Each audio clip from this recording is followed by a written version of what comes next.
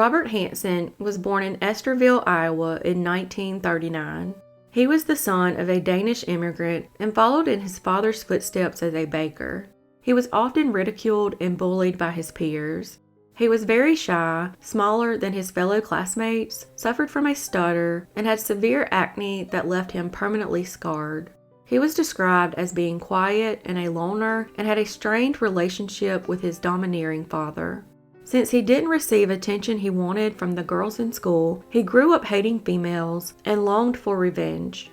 He had no close friends in school, and when he graduated high school in 1957, he enlisted in the U.S. Army Reserve. He received advanced training as a military police officer at Fort Knox, where he became a skilled marksman. However, he was discharged after only serving 1 year. While enlisted in the Army, he was known to frequent prostitutes in the area, but he told fellow soldiers he found them dissatisfying and yearned to take more control of the situation. He later worked as an assistant drill instructor at a police academy in Pocahontas, Iowa. There, he began a relationship with a younger woman, and the two would marry in 1960. On December 7, 1960, he was arrested for burning down the school bus garage of his local high school, revenge for his unpopularity in school. A friend turned him in, but he would serve less than 2 years in prison. While in prison, he was diagnosed with bipolar disorder with periodic schizophrenic episodes. The psychiatrist also noted that Hansen had an infantile personality and was obsessed with getting back at people he felt had wronged him. While incarcerated, his wife would file for divorce. Over the next few years, he was jailed several times for petty theft and would marry once again, this time to Darla Henriksen, and they would have 2 children. Darla was a deeply religious woman who had earned a master's degree in education and tutored children for income. She later said she knew Hansen was up to no good, but she just thought his dirty secret was picking up prostitutes in the middle of the night before going to work. In 1967, the family moved to Anchorage, Alaska, where he would become very well liked by his neighbors and set several local hunting records. Darla and the children would regularly go to Arkansas during the summer each year, leaving Hansen behind. In 1971, he was arrested for abducting and attempting to rape a woman, and then for sexually assaulting a sex worker. He was sentenced to 5 years in prison, but after only serving 6 months, he was placed on a work release program and released to a halfway house. In 1976, he was caught stealing a chainsaw from an Anchorage Fred Meyer store. He was sentenced to 5 years in prison and required to receive psychiatric treatment for his bipolar disorder and was released after only 1 year. In the early 1980s, he reported a burglary on his home, which he had actually staged. With the money he got from the insurance company, he opened up a bakery of his own and established himself as a well-liked family man. In January 1982, he bought himself a Piper Super Club bush plane and would regularly fly it, even though he had been denied a license due to his medication.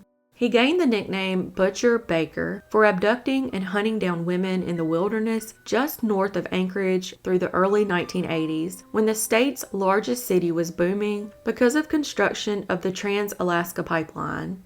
Over time, he would become more selective of his victims, eventually learning that targeting sex workers and exotic dancers were less likely to get him caught because they were less likely to be believed by the authorities if they reported being raped or attacked.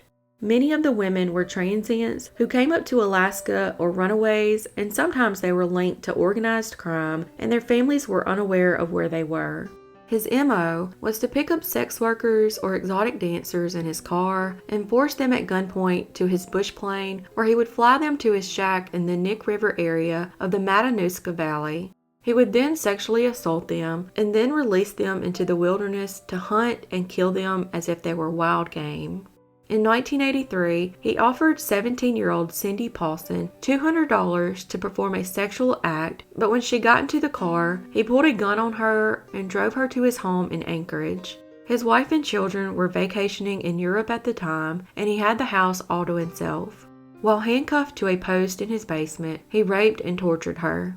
Afterward, he drove her to the Merrill Field Airport and told her he planned to take her out to his cabin.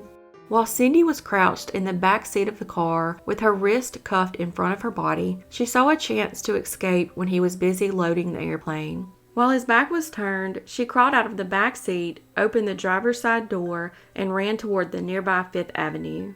She later told police that she had left her blue sneakers on the passenger side floor of the sedan's back seat, as evidence that she had been in the car. Hansen panicked and chased her, but she made it to Fifth Avenue first and managed to flag down a passing truck. The driver of the truck was alarmed by Cindy's appearance, stopped and picked her up, and then drove her to the Mush Inn, where she jumped out of the truck and ran inside.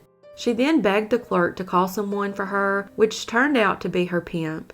The truck driver then left and called the police to report the incident. When police officers arrived at the Mush Inn, they were told that the girl had taken a cab to the Big Timber Motel. When officers arrived at that motel, they found Cindy in room 110, still handcuffed and alone.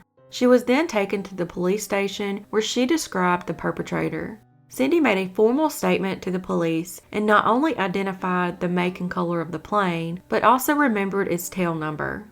However, she was initially not taken seriously by cops because she was a young sex worker and they were considered untrustworthy. Still, the house she described was quickly identified as belonging to Hansen. When questioned by police, Hansen was outraged and insisted she was lying to extort money from him. He also questioned whether it was even possible to rape a prostitute. He claimed he had an alibi and told investigators his wife and children were in Europe and he spent the night playing poker with friends. When questioned, the two men from the alleged poker game substantiated his story. Hansen allowed authorities to search his home, but they didn't find evidence of what the victim described. She also refused to take a polygraph, and this made the police wonder if she fabricated the story. It was a he said, she said case because they had no evidence. Citing a lack of evidence, the prosecutor dropped the case. Meanwhile, Alaska state troopers had been investigating several bodies that had been found in and around Anchorage, Seward, and the Mat-Su Valley area. The first of the bodies was found by construction workers near Eklutna Road and was dubbed Eklutna Annie by investigators, and to this day has never been identified.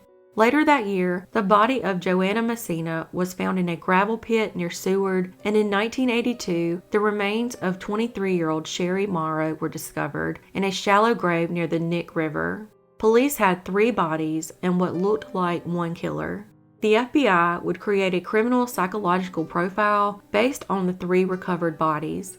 The FBI profiler described the killer as having low self-esteem, a history of rejection by women, and being an experienced hunter. He also correctly predicted that he would take souvenirs from his victims and would have a stutter.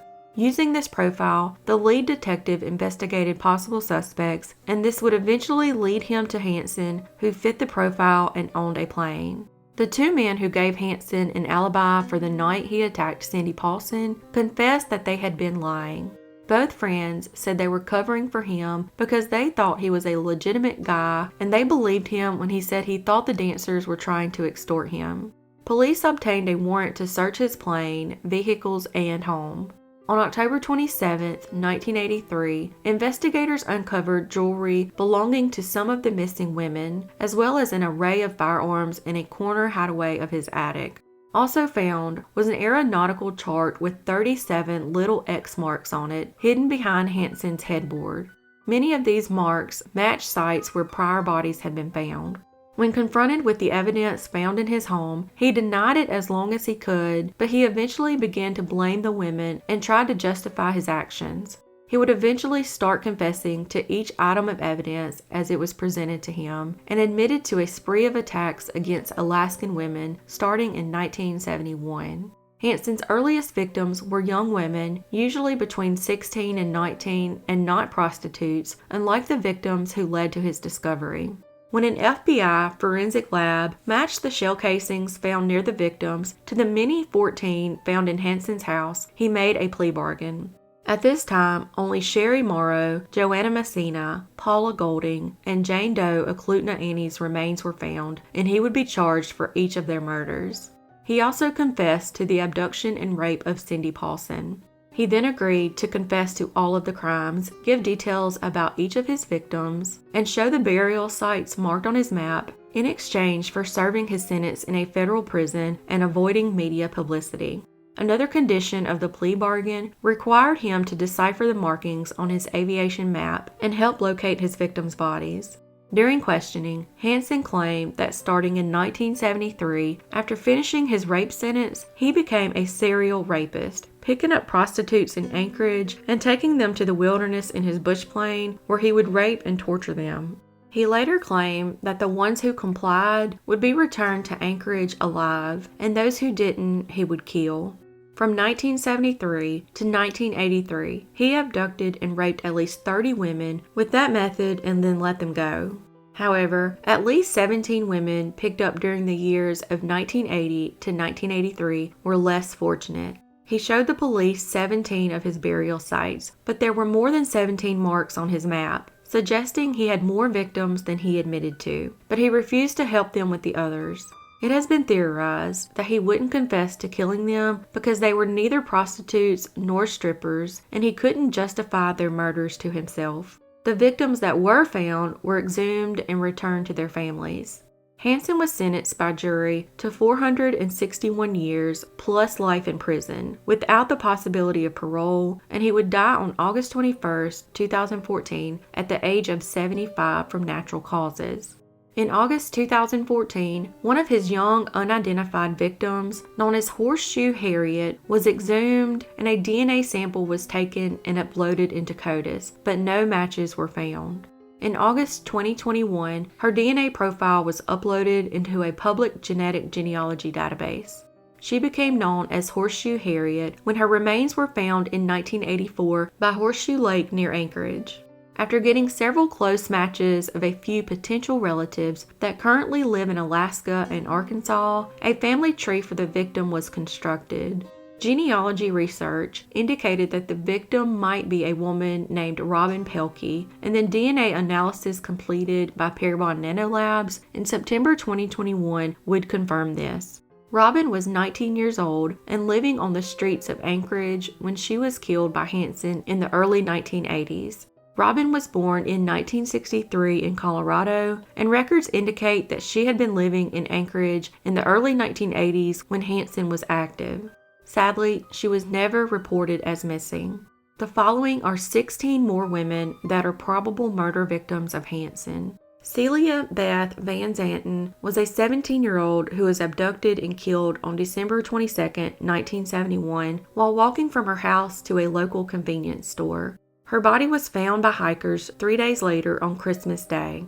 She was still alive when she was either thrown or fell into a ravine.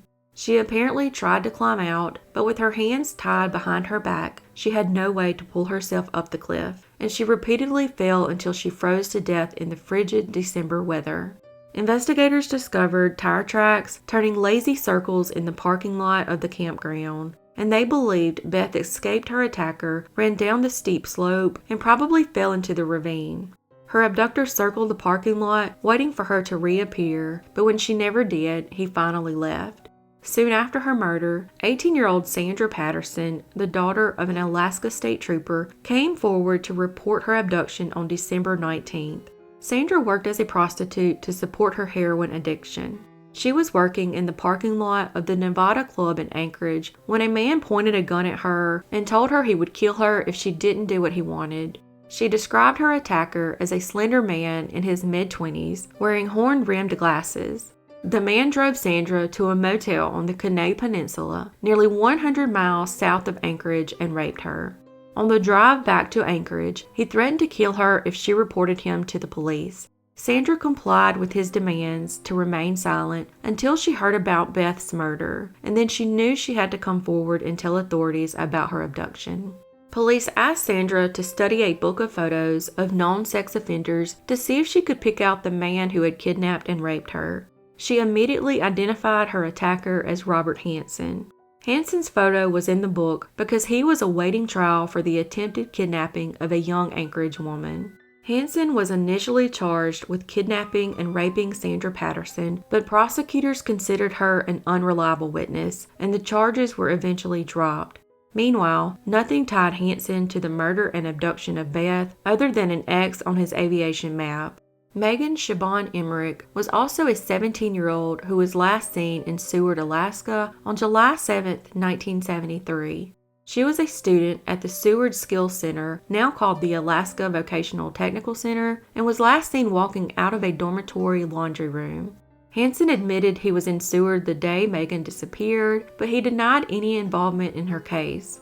Her body has never been found, and it is believed he did not admit to her murder because she was not a prostitute or exotic dancer, but instead was a college student, and he could not justify her murder to himself. Mary Kathleen Thiel is a 22-year-old who was last seen on July 5, 1975. Her husband was away working on the Trans-Alaska Pipeline, and she asked a friend to give her a ride into town and was dropped off at the bakery.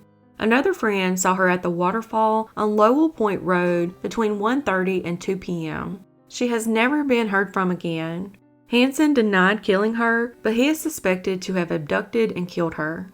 Joanna Messina is a 24-year-old who went missing on May 19, 1980. Her decomposed body was found 2 months later in a gravel pit near Kenai Lake, just south of Moose Pass. A dental assistant by training, she was broke and alone when Hansen tried to pick her up on the Seward dock.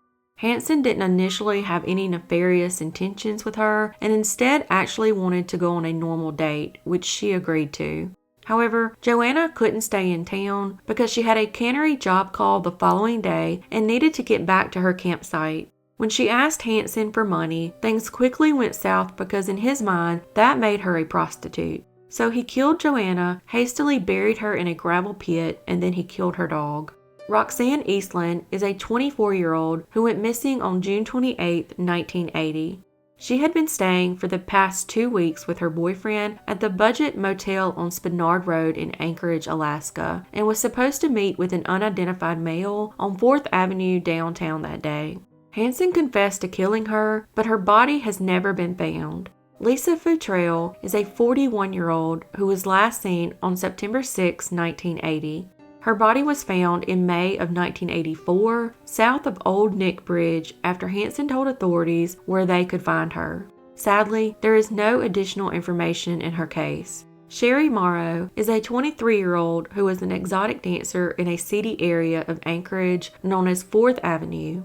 She was last seen on November 17, 1981, and was found on September 12, 1982, in a shallow grave on the bank of the Nick River by 2 off-duty police officers while they were hunting for wild game. She had been shot in the back several times, but there were no bullet holes in her clothing, suggesting she had been shot while nude and then redressed before being buried. Andrea Altieri is a 22-year-old who was last seen taking a cab to the Boniface Mall in Anchorage at 11 p.m. on December 2, 1981. She worked as an exotic dancer and planned to meet an unidentified male for a photo shoot. Hansen confessed to killing her, but her body was never found.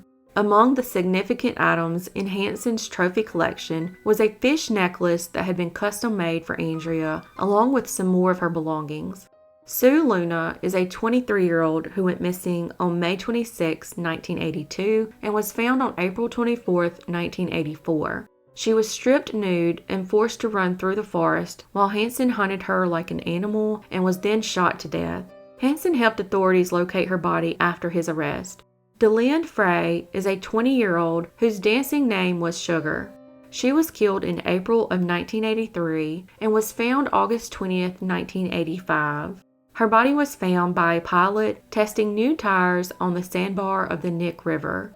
Paula Golding is a 21-year-old who went missing on April 25, 1983, and was found on September 2, 1983, in a shallow grave on the bank of the Nick River.